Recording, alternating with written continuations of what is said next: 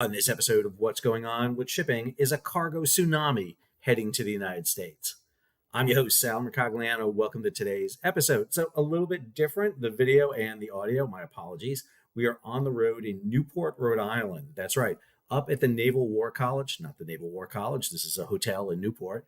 I'm going to be moderating a panel on the Chinese Merchant Marine for the China Maritime Studies Institute at the War College. So really excited about doing that. However, new news breaking on the tariffs and some big issues that you need to be aware of. If you're new to the channel, hey, take a moment, subscribe to the channel and hit the bell so be alerted about new videos as they come out. So here's a story from Bloomberg over on G-Captain. The U.S. and China will temporarily lower tariffs on each other's products in a dramatic ratcheting down of trade tensions. So we're going from a high of 145% tariff imposed by the United States against China. It's going to come down to 30%. And it's actually two different tariffs. 10% is the level we're charging all countries around the world for a tariff that was implemented by President Trump. But there's an additional 20% on top of that because of China's inability to control the fentanyl trade coming from China to the United States. So a 30% tariff on Chinese goods coming into the United States, and then China is charging a 10% tariff on U.S. goods going into China. Now, Treasury Secretary Scott Bessent said this: both sides agree we do not want a generalized decoupling. So we don't want to sever our trade. Remember how important that trade is. We keep using these numbers. We import 14% of all Chinese exports, and 40% of our imports come from China. So very big numbers we're talking about. Secretary Bessent went on to say the U.S. is going to do a strategic decoupling in terms of the items that we discovered during COVID were of national security interest. And he identified semiconductors, medicine, steel. The other one that we've talked about a lot is shipbuilding. We're trying to get shipbuilding back into the United States. So we're seeing on a 90-day cooling off period. It goes into effect on May 14th. It'll take us into mid-August. Now that's going to coincide with what is traditionally the peak season of trade coming from China to the United States. This is usually midsummer to the fall. And how is that going to play a role here? Well, Peter Sand, the chief analyst at Zentia, noted that with an average transit time of 22 days on the Trans-Pacific trade, this is a ship coming across from Asia to the west coast of the United States, usually sailing between anywhere from 14 to 20 knots, depending on the ship. Shippers are likely to maximize this opportunity by moving as much cargo as possible during the 90-day period.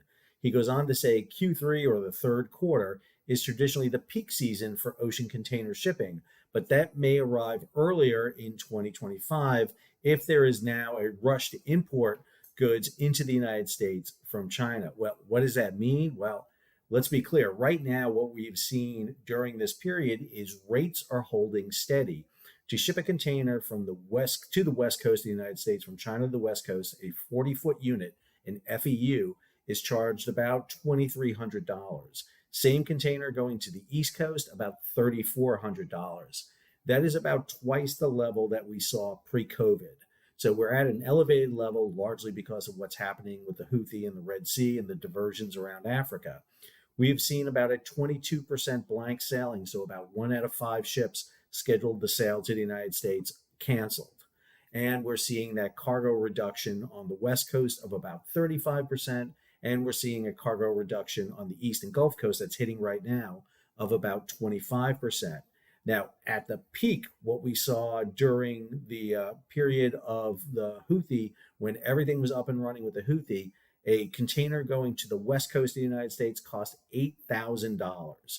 One going to the East Coast could cost as much as $9,400. Now, understand, the vast majority of containers that are shipped are on set rates. The big shippers, those big, Walmart, Target, Home Depot, all of them usually book long-term rates. They have a yearly rate that they work out. And about 70% of all containers are on those long-term rates. However, the short-term spot rates, those are the ones you see quoted all the time, are what we're expecting to see fluctuate up high. Plus, the shipping companies can add surcharges, and we're seeing that happening.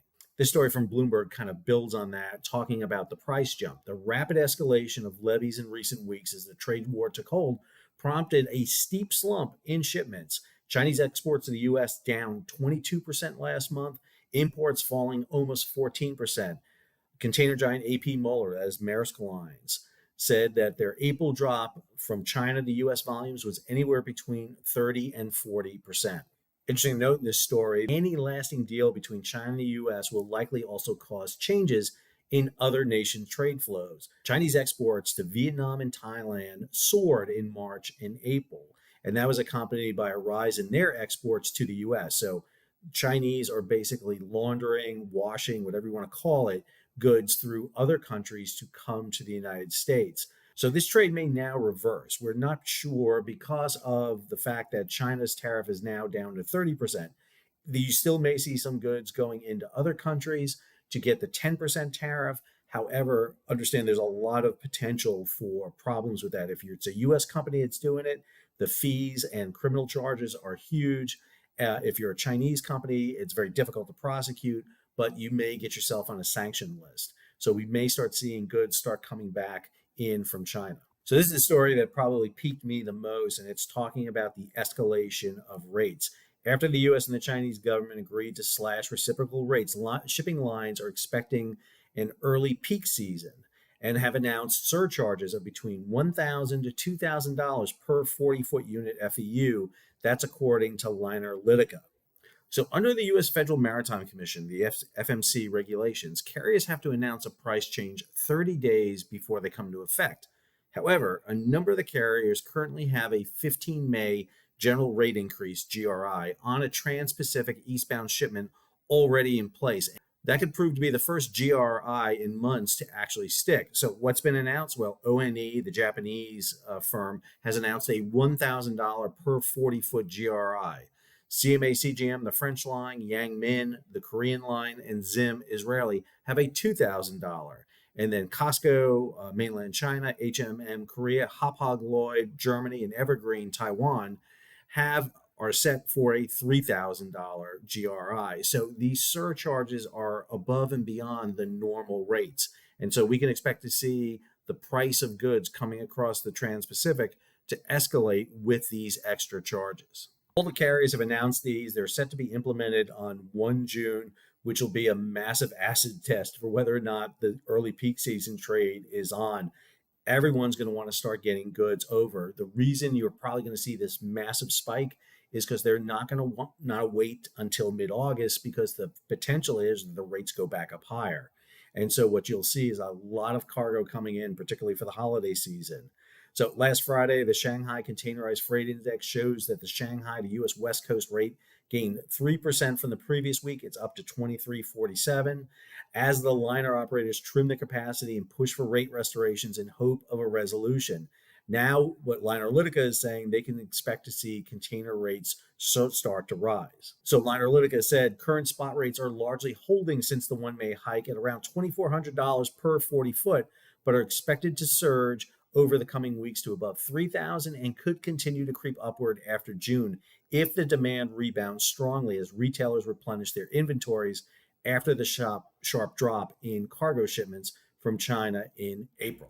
So my take on this is we're going to see a lot of shippers want to increase the amount of cargo they have coming our way. And so what we're going to see is a lot of cargo getting loaded. Now understand, it's going to take 21 days to get across the Pacific, but that cargo has to be packed in the containers, brought down to the ports, and loaded. Some of that may be staged already in the ports, ready to go. We may see the cargo start flowing across. So we're going to be looking at numbers due to arrive in June, mid-June on the West Coast, mid to late June, early July on the East and Gulf Coast. That's going to be part of that big, huge resurgence coming over. And remember, that cargo is going to be coming across in large quantities. I hope you enjoyed today's episode on the road here in beautiful Rhode Island. I'm going to head out with Peter and Quagmire here in a minute and go grab a drink. But I hope you enjoyed today's episode. If you did, hey, take a moment, subscribe to the channel, and hit the bell so you'll be alerted about new videos when they come out. Leave a comment, share it across social media, and if you can, support the page. How do you do that? Well, you hit that super thanks button down below, or head on over to Patreon and become a monthly, yearly subscriber. Until our next video, this is Sal on the road. Talk to you soon.